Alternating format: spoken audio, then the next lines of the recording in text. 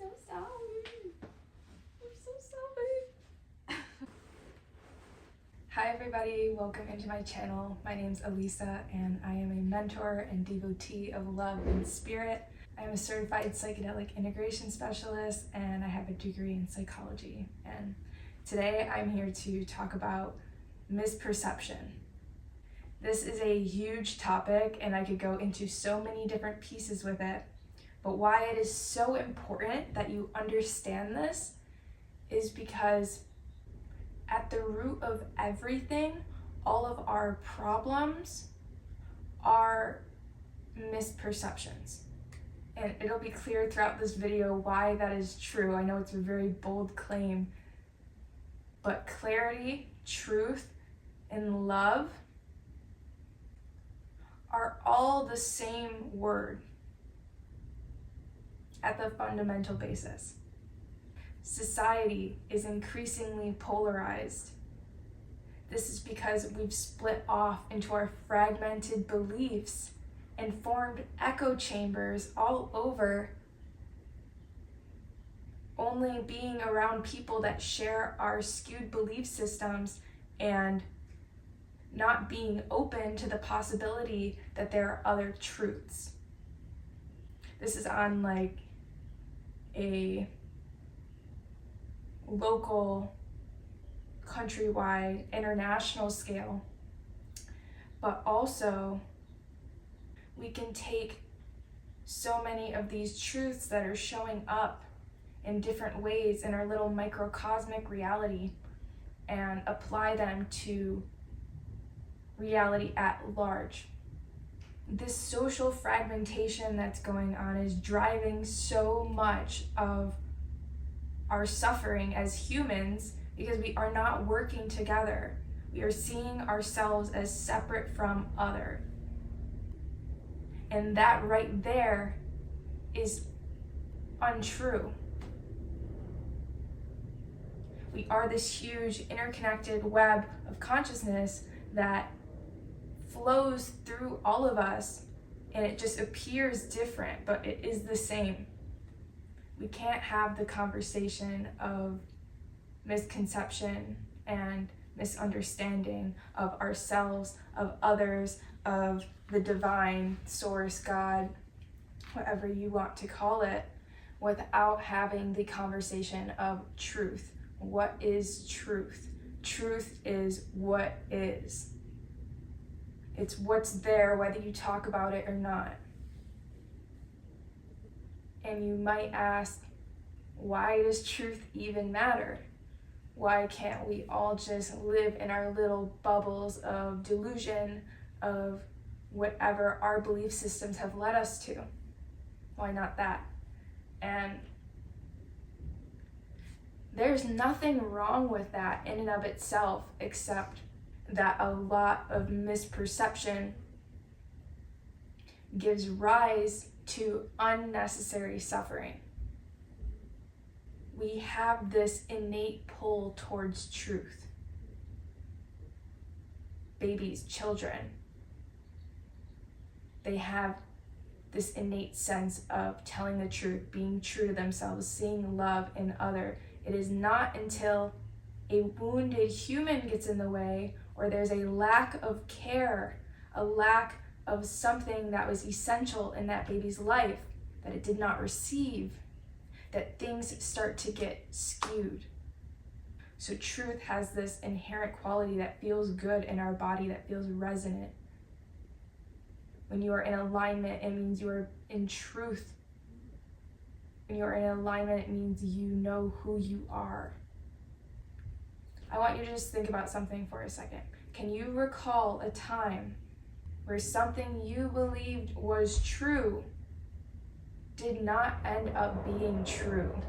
And how did that feel to come to that realization? People have a tendency to see what they want to see, not always what is actually there. And especially overlooking something that challenges the belief systems you hold. And it will be so convincing the mind is infinitely capable of coming up with a million reasons to justify itself and its perceptions. But just as we talked about these echo chambers of humans developing that are all solidifying their belief systems together, since that is what's being reflected back to them. So they have beliefs that attracts people with those similar beliefs, and then these people are just mirroring each other and in their own world of delusion. This happens within yourself as well. Any ignorance is perpetuating more ignorance. Once that truth fractals again and people are on different pages, it just keeps going from there and being its own little echo chamber. This makes me think of, and sorry if anyone watches this who is from my family at some point in time, but I have a family who identifies as Jehovah's Witnesses. And I don't mean to be disrespectful to the religion,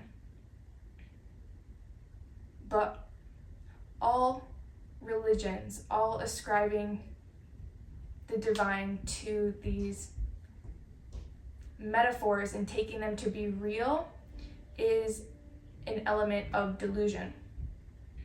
And these same people, after my mom's death, projected such crazy things onto me that were really just mirroring what they felt. And since they were all in on it together, they have created an echo chamber, and I am outside of that echo chamber. So I do not speak with these people, and they all speak with each other. And even though I am in integrity and I know that I'm not supposed to be in that, and I didn't internalize what they were trying to put onto me, I have made it out of that. But when you stay stuck in your delusion, you remain in this fragmented world that is not in resonance with reality. And that is suffering. If you hold a negative self-image, if you don't value yourself, you're going to continue attracting experiences that are validating that belief. So you can see that and you see this is true. Whatever you believe to be true is what will be true for you. So if you are misperceiving yourself, others, and reality, that's what's going to be presented to you. And can you see why this is problematic?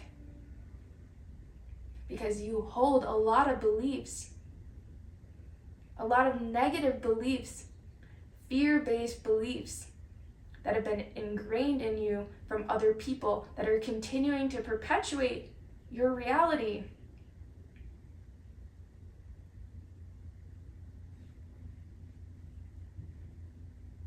If you are continuously living in delusion for an extended period of time, you are undoubtedly going to feel a disconnect from reality, from yourself, from other people.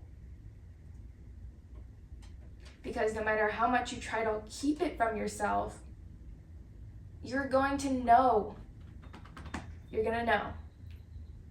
that there is something you aren't choosing to look at, to explore, to discover. Now I want to get into actually what misperception is. It's not inherently bad. I know I just went over all of the problematic things about it, but as we live as separate human selves on Earth, there's going to be some element of misperception because it's one viewpoint that has been affected by everything that that person has experienced in their lives. And that will undoubtedly be different from somebody else of a totally different environment and upbringing. So that sort of misperception is just here, and let's just love it as it is.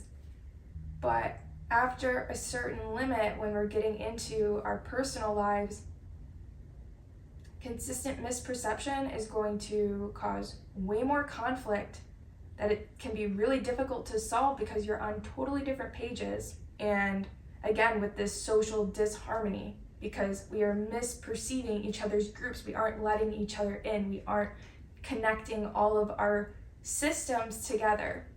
This is blocking innovation, this is blocking our harmony. This is the whole basis of world peace that people are calling for. And it seems like we're really far away from it right now, but it's crazy how it's really just the light of awareness that needs to shine light on a lot of things that can switch the world into these belief systems of union, of oneness, of harmony, that actually give rise to those states of experience. But the ego has to follow a certain pattern of development, and we still have a ways to go before we're all on the same page with that, but it's a possibility. We'll see how long the earth lasts, but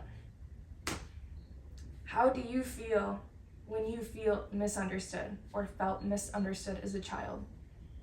Probably sad, you probably feel some loneliness, and maybe it's not always presenting this, but there are underlying feelings of this if you really go deep.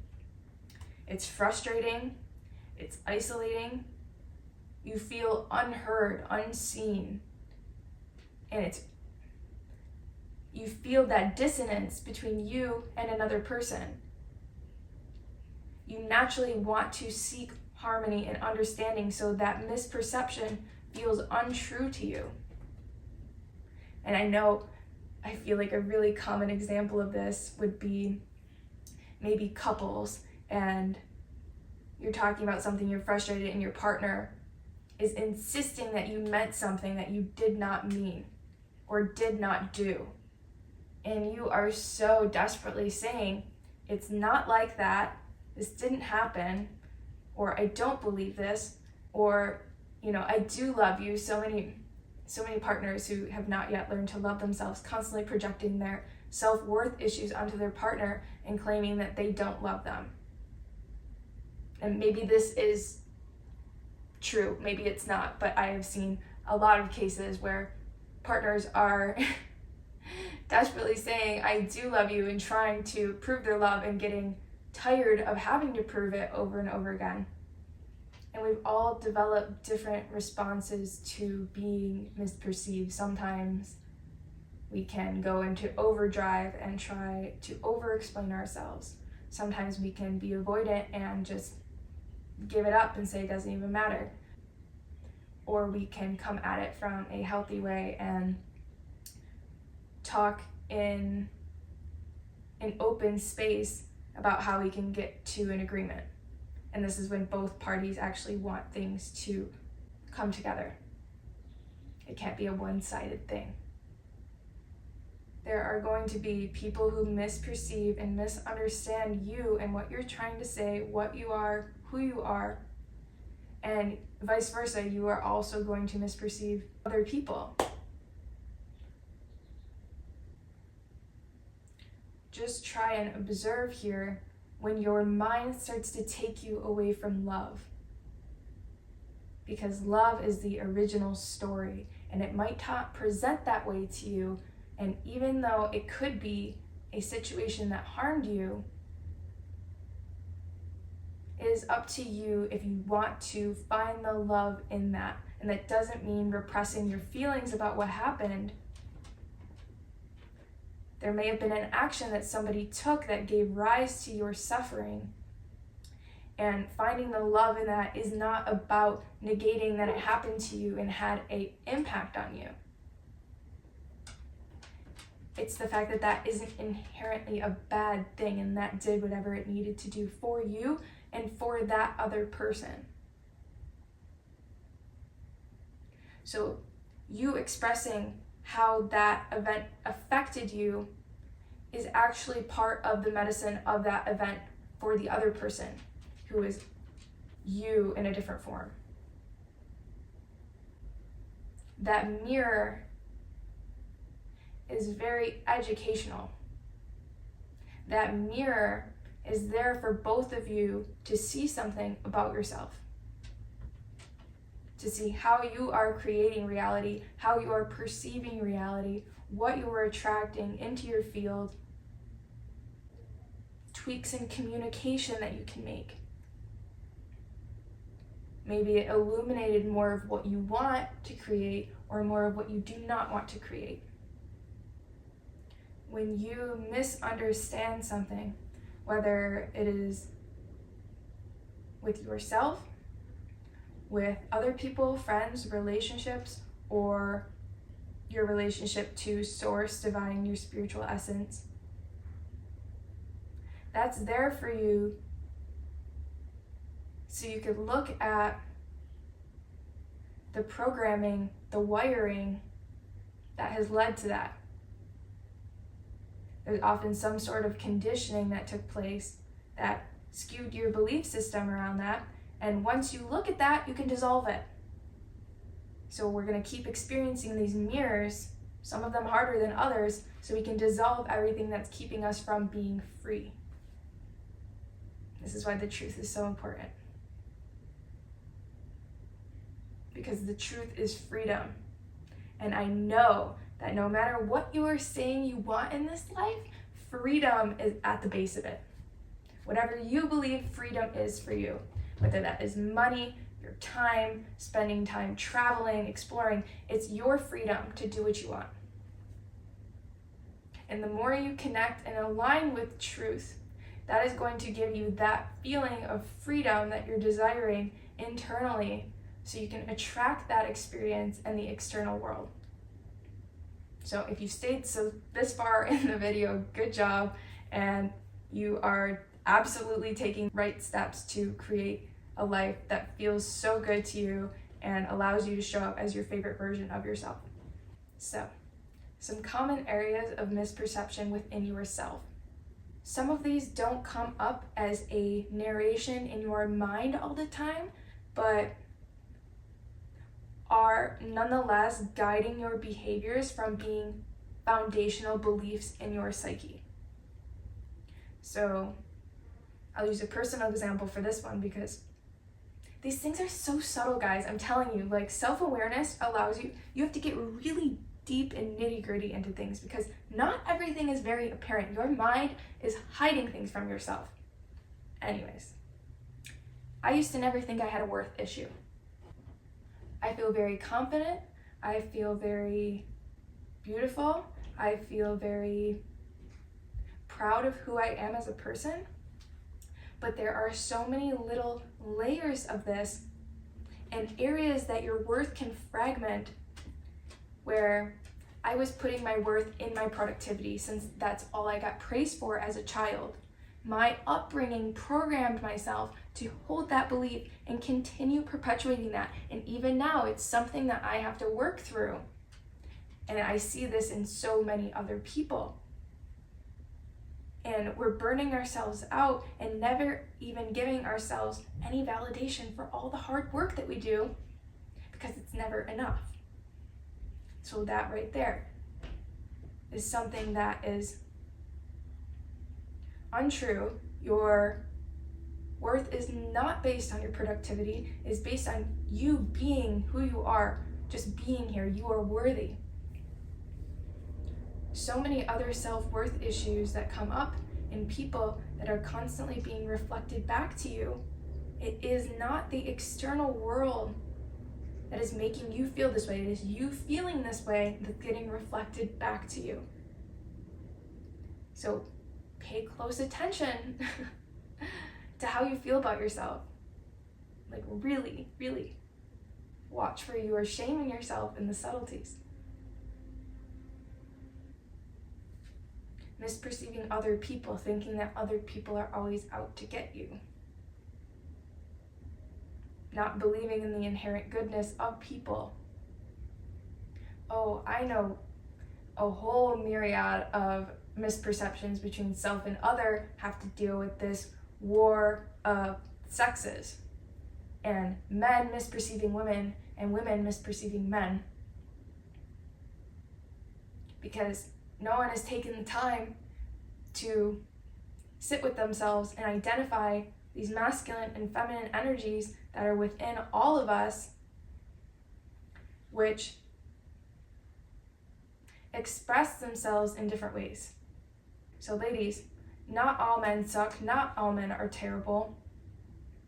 When you are judging your husband, your partner, for not being able to multitask and not understanding that men's strength is their ability to have one pointed focus and awareness on whatever they're doing. It helps with their productivity. It stemmed from men going on these hunts and having to put all of their energy and focus on one thing because that was needed for survival, while women had a totally different biological upbringing. These led to differences in our behavior and our socialization. And again, when you're misunderstanding something, you're putting separation between the two. You're not allowing insight into that experience. You are coming to the table thinking that you know something and you don't.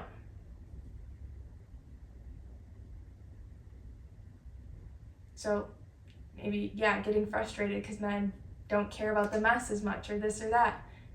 And as women, we're taking in a whole lot of information at once. We are multitasking. We are the social creatures of the tribe. We were out collecting berries and in the fields and engaging with life in a whole different way. The masculine has this sort of transcendent quality in its highest, purest form, and the feminine is very down to earth. It is the beauty, it is the form. And these are on totally different ends of the spectrum here.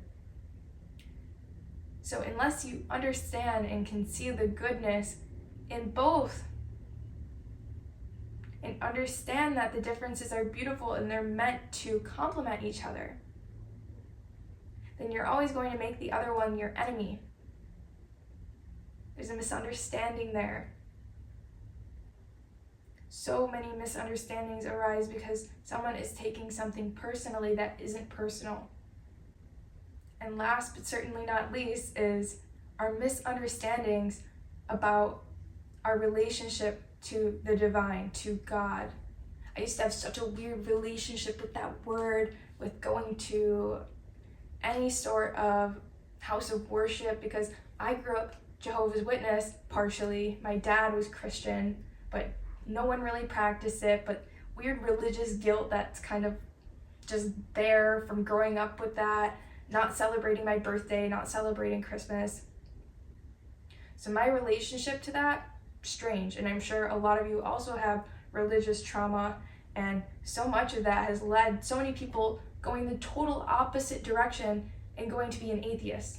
And people do this often when they're traumatized. They do the exact opposite of what their parents did.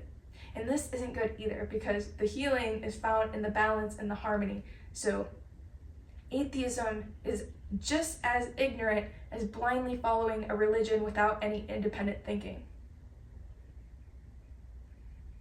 There's truth in the middle.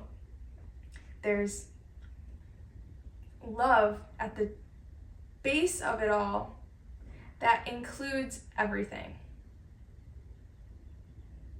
And unless you create your God to be a vengeful, wrathful God that is judging you all the time on all these sins, and I don't even know.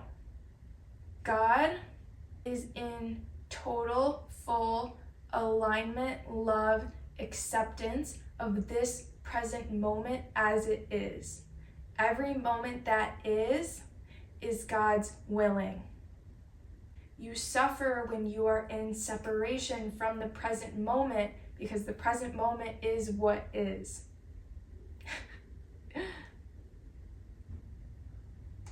If you come up with a wounded relationship to the divine, to God, to source, it's going to cause this whole feedback loop of confusion. And I see so many poor souls feeling so trapped because they feel God doesn't want them to be themselves. And I promise you, God wants you to be exactly who you are. It is the highest desire of any loving parent that they want their child to be exactly who they are and whatever is going to bring them love and joy. And our job is to be exactly who we are while doing the least amount of damage as possible to each other in the earth and everything that we come in contact with, because it is us. I am you, you're me, I'm this rug. I am all my lovers. Everyone that I am coming into contact with is me in another form. And we form who we are based on how we respond to these things, how they impact us, how we feel through them, what gets expressed through that. If everybody was on a page of truth and alignment with their being, you would show up in so much more confidence in who you are in the world, being able to authentically express yourself. And that is what feels so good. Something clicks deeply when we are ourselves authentically. And that's why it feels so good to be around a free-flowing group of friends where you don't have to try to be anything other than exactly who you are. Why people feel comfortable with family sometimes. And developing more empathy and compassion in yourself reverberates out into all of your experiences, all of your relationships that are now going to be deeper at a higher octave on all levels, because you chose to go in and do that work and understand yourself in the light of love and compassion, like you're your own parent. And you're going to be so happy that you did that once you experience all of the fruits of that labor, which will be your experience of reality. The sooner you make these inner changes, the longer you can get in this human body, in this form, with experiences of love and alignment and harmony, other than a whole bunch of turbulent experiences that are showing you where you're out of alignment. If you're trying to actually change the world, you do so by making that change in yourself, because it is your frequency that is affecting everything you come in contact with. And there's strength in numbers, so the more people that are doing this and popping up throughout towns and cities is how we influence each area of the globe, and eventually getting self-actualized leaders in government to bring everybody together. So this is kind of a grand vision, but something, again, that is so possible, but we all have to make this effort sincerely if we care about it. You actually are able to change the world, but it has nothing to do with condemning and shaming others and being a victim to your circumstance. It comes from taking responsibility, looking within yourself, and seeing all of these fractalizations that you have allowed to influence you subconsciously. And now it's time to look at them and dissolve them. And this isn't easy work. It's going to be hard sometimes. You're going to come up to things and have your programming in place that has kept you safe for so long, and you're going to have to look at it and make a different choice. And it's going to feel scary, but you are a warrior for this, and I love you and I see you deeply. Just imagine a world where everybody is prioritizing and seeking truth. Can you imagine how different things would be? And it's important for you to know that that is possible, so you don't just write off that dream, because we are creating reality as we speak, as we hold these visions to be true. It just starts with a little spark. So what can you do to be aware and try to get to the truth of things rather than be caught up in your own echo chamber of misunderstanding. You can contemplate, do self-inquiry. If you don't know what that means, look it up. You can journal. Journaling consistently has such profound impacts on being able to identify when your mind is falling into certain traps and being able to see where you're experiencing anxiety or what you need to focus on. It allows you to really organize your thoughts rather than having it be an endless stream that doesn't really get sorted through ever. Independently think about things. You can use ChatGPT also. If you have some existential questions that you'd like to receive actual good answers from, go to ChatGPT. The answers are there. Obviously, you can't just read words on a page about these huge things and expect to fully get them, but even just seeking the answer allows the answer to give rise.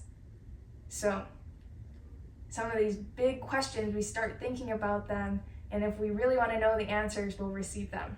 Meditation. I always talk about the huge benefits of meditation. I spent all of last year meditating for about an hour a day. Now I do it probably about 30 minutes, maybe 5 times a week. So a little bit less consistent and less long, but I had huge benefits from going through that, like huge spiritual awakenings that went into place right after and were so sustained by my practice and being grounded and being able to really see how my mind works and letting go of so many unnecessary things that are holding me back. So I'm always willing to talk more about meditation. If you don't follow me on Instagram, my handle is @themindfulpsychenaut, so I would love to connect with you on there. Stay updated. I post a lot about my life and my stories. I'm going to give you guys 3 books that have really helped me in my beginning journey of spirituality, personal development, and I can leave a few more in the list down below if you've already read these, because these are kind of some foundational books. So if you've been reading for a while, you've definitely heard of these. 1, The Mastery of Love, John Miguel Ruiz. The 4 Agreements is another one that you may have heard of and I love, but The Mastery of Love is like my Bible, that I should reread it, because when I read that, it changed my whole world. I was in a relationship at the time and it made it so much better. Still not good enough that that relationship was for me, but we left on such open-hearted terms, and I still have so much love for this person, and I'm so happy that I read this book that ingrained this knowledge and this awareness and this understanding of me, of love and relationships, that continues to affect my life and has led to so many deeper awakenings on love. Another one, The Power of Now. Eckhart Tolle just has an amazing way of getting to the people and getting to the present moment. So I don't think I was even tapped into the present moment before I read this book or listened to an audiobook.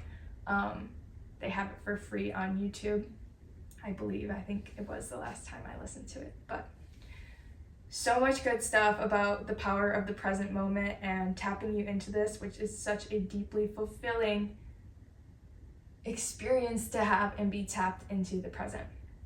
Last, The Untethered Soul. This is by Michael Singer, and I just love Michael Singer. I've also read his book or listened to the audiobook of The Surrender Experiment, which I also highly recommend, but first I would listen to or read The Untethered Soul if you have not.